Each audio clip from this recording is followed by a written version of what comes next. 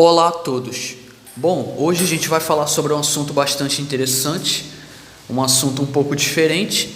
A gente vai falar sobre um assunto também polêmico, que é esse aqui, ó, a Igreja do Terceiro Reich, né? A gente vai ver como o Terceiro Reich pensava e como esse pensamento dele pode ter influenciado o curso da história. Bom, vai ser um assunto pesado. Para quem não gosta de assuntos pesados, eu recomendo todos os vídeos aqui do canal, menos esse. Mas, enfim, dá para passar algum tipo de informação.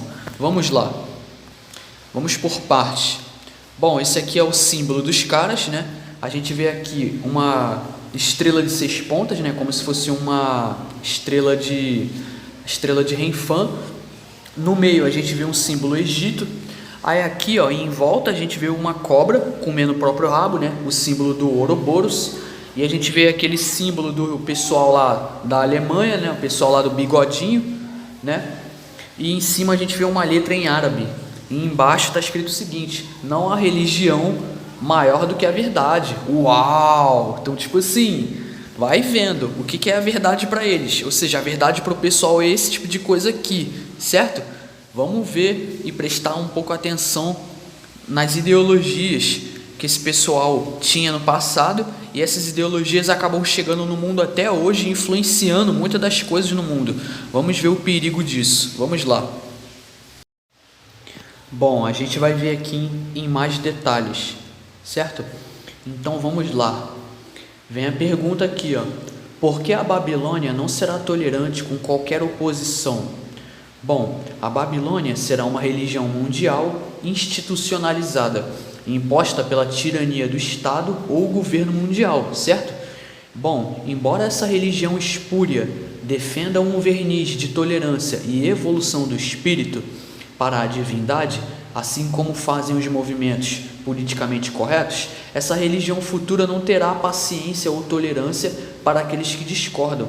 Aqueles que não aceitam o futuro, no caso a religião universal, no caso o ecumenismo, né, que o Papa tanto defende, serão considerados seres inferiores, nem dignos, nem capazes de evoluir a uma consciência superior, certo? No ponto de vista do pessoal nova-erista, pessoal ocultista, muitos deles fazem parte de sociedade secreta e muitos governos do mundo inteiro têm vínculo com muitos deles, inclusive políticos aqui do Brasil e políticos de outros lugares do mundo têm vínculo com a maçonaria, etc e tal, certo? Mas aqui a gente começa a perceber que o negócio se trata de um negócio sério. Os santos que se levantarem contra a Babilônia serão turbulentos em sua oposição à religião espúria e falsa. Sua oposição vai desencadear um genocídio sangrento e bárbaro.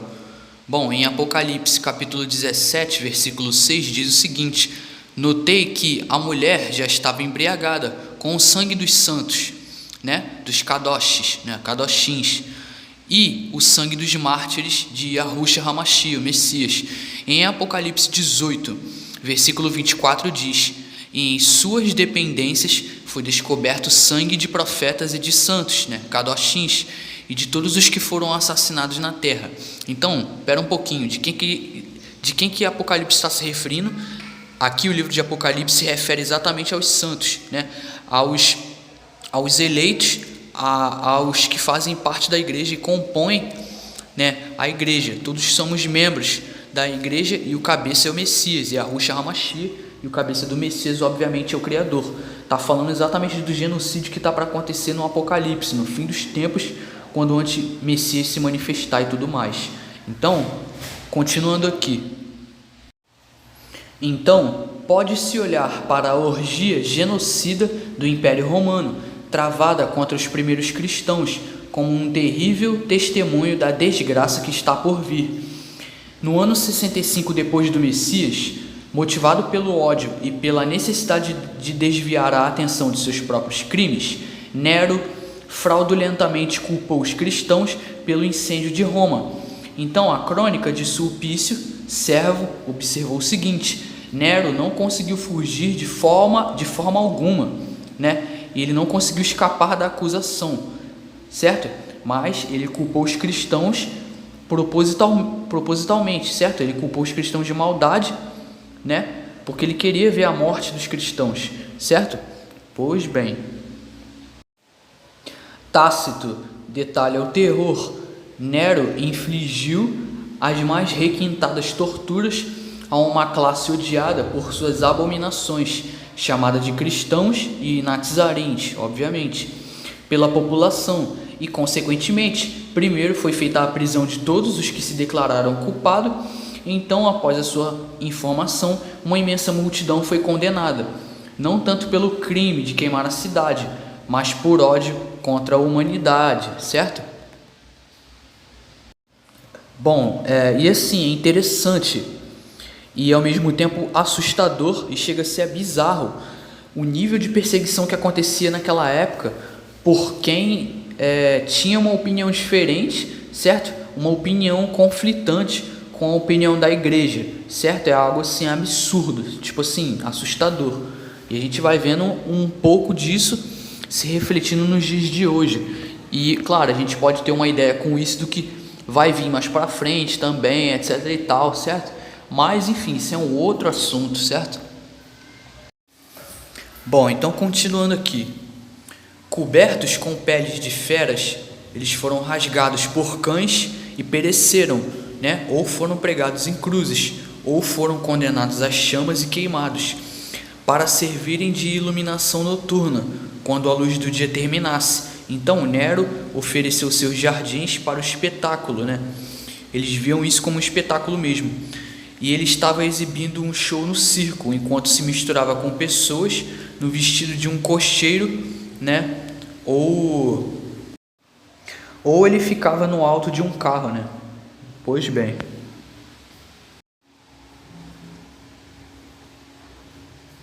Talvez a Alemanha nazista, que também fartou a crueldade de um homem, seja um exemplo, né, do terrível genocídio que está por vir.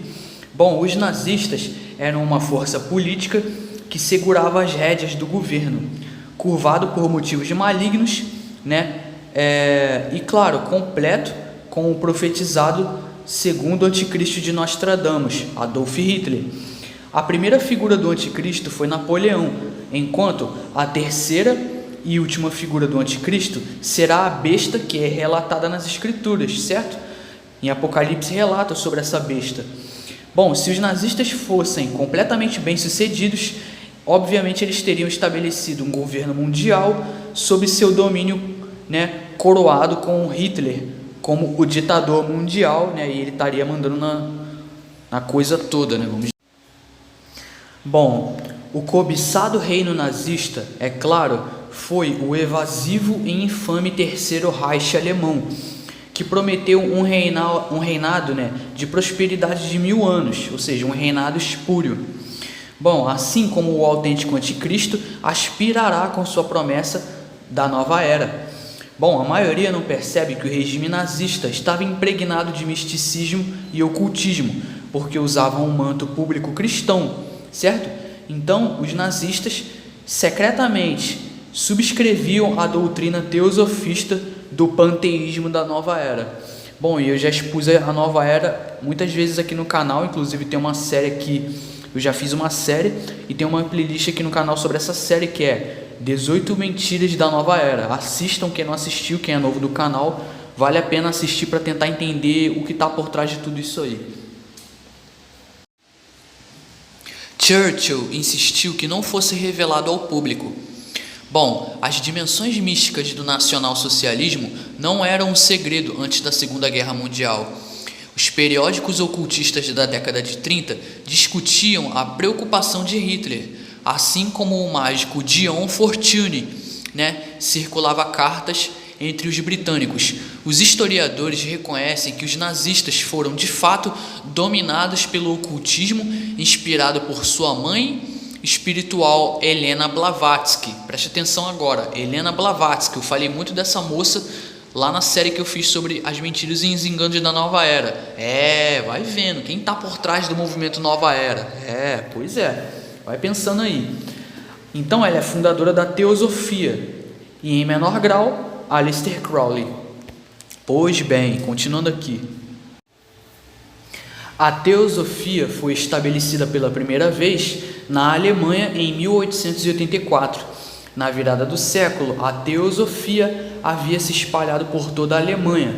Então, a teosofia gerou inúmeras sociedades panarianas e antissemitas, fornecendo uma justificativa falaciosa e serviu como um terreno fértil para os teóricos raciais nazistas entre 1892 e 1900, um período de 8 anos. Então, Blavatsky incorporou a suástica, que é o símbolo nazista, que é um antigo símbolo do sol, do hinduísmo e do budismo tibetano, e obviamente de outras civilizações antigas que já adotavam esse símbolo. Então percebam como não há nada de novo debaixo do sol, como diz Eclesiastes, certo? E isso fica bem claro quando a gente vê essas coisas acontecendo. A teosofia e suas doutrinas ocultistas foram as pedras fundamentais para a ramificação da Europa Central, a ariosofia, que criou crenças racistas germânicas.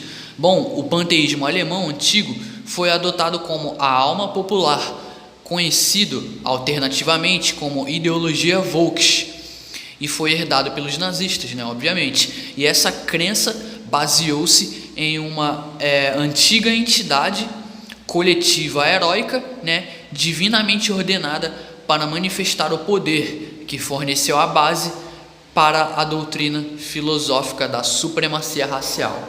Bom, então a gente para por aqui, certo? Com essas informações deu para entender bastante coisa e deu para sacar que o passado, o presente e o futuro estão conectados, porque quem controla o passado controla o presente e obviamente pode controlar o futuro. Então, o que acontece? Bom, então a gente pode ver que a igreja do Terceiro Reich, junto com essas ramificações ocultistas, toda essa ariosofia, todo esse panteísmo, todo esse teosofismo criado pela Helena Blavatsky e outros ocultistas de peso, que se envolvem com magia oculta pesada, a gente pode perceber como o pensamento deles pode influenciar uma geração e como isso pode ser passado de geração em geração, causando uma lavagem cerebral na população e propagando essas coisas através do sistema. Bom, muito obrigado a todos pela atenção, vou ficando por aqui. Por hoje é isso, muito obrigado a todos e até mais.